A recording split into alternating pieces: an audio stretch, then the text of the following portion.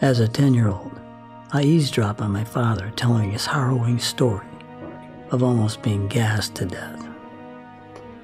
I listened to my father's somber voice as he sat with his friends in the living room below and spoke in his thick Germanic accent. I listened, concentrated, and memorized his words as if I knew one day after he was gone it would be my duty to pass them on. Many had not seen my father since before the war. Many were fellow survivors with numbers tattooed on their arms and memories permanently burned into their brains.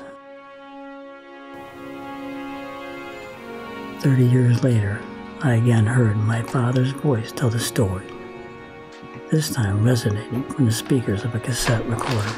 My dad died of a heart attack one day before his unedited Holocaust memorial tape arrived by mail to the Boca Raton home. For the next 3 hours, I sat transfixed. Doctor, when you were a slave at Auschwitz, what was your most harrowing moment? Well, there were so many frightening moments I couldn't count. I don't know why or how I survived. But there's one miraculous moment that I have often told to my closest friends. It was on a morning during roll call. It was a cold, wet morning. And my constant pangs of hunger had retreated as a metallic taste of fear washed over my bleeding gums. The SS doctor had determined that I was no longer fit to work. So, therefore, I had to die. So at gunpoint, I and a few other men were marched into a group of new arrivals.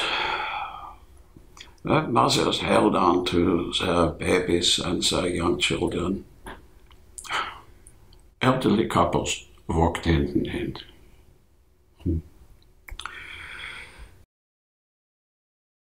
In the middle of the courtyard, I faced what the Nazis termed the delousing showers.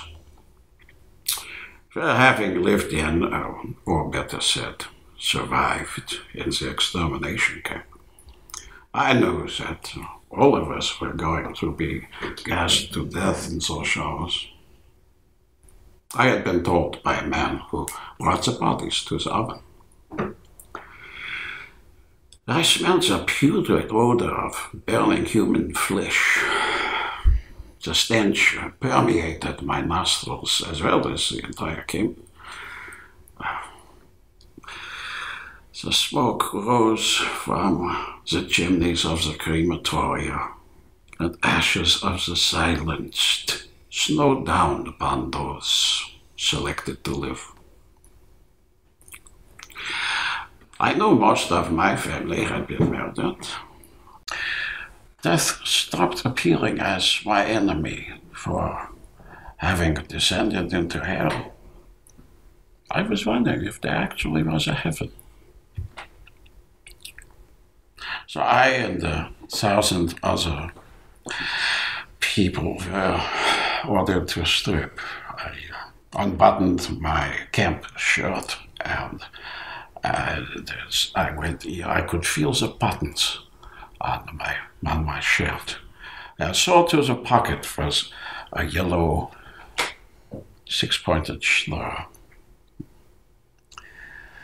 In the middle of the star, as if the star alone was not enough sufficient to tell the story, one word appeared to tell my religious affiliation: Yoda. Yeah. My entire reason for encampment summed up into one 4-letter word. I dropped my trousers, which were encrusted with filth and stains of death. I folded my so-called pajamas on the top of my wooden-heeled shoes. And as my fingers grazed the Star of David, a sharp, burning, electrical jolt crushed my heart. But as the pain subsided, I covered my privates with my hands. I was among all the naked. I wept as I listened to the cries of the babies. So I shuffled towards the gas chamber. I looked to the perimeter of the crowd. As I shuffled towards the gas chamber, I looked into the dark, smoke-filled sky, and rain battered my face. I prayed the Shema Israel, and I wondered about the existence of the Almighty. I glanced around at the perimeter of the crowd and saw a Nazi guard holding his rifle, pointing towards the crowd. The guard was talking to my clothed lover, my girlfriend. The guard's voice turned to a scream, and he pointed his gun at me. "You vermin! Get out of line! Raus!" I knew that if I had hesitated for a second, it would be my last. So I hurried to find my clothes and shoes among 1,000 piles. Miraculously, they appeared. Well, I questioned my luck. Now I would be allowed to survive. I would be allowed to survive in hell for another day. In seconds I dressed, stepped out of the formation, and turned my back, as 1,000 naked people were led to the gas chamber. I feared looking back.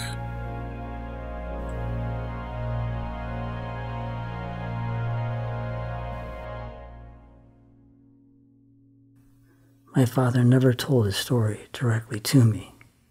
I thought he wanted to protect me, but I believe he knew I was perched on the top of the steps.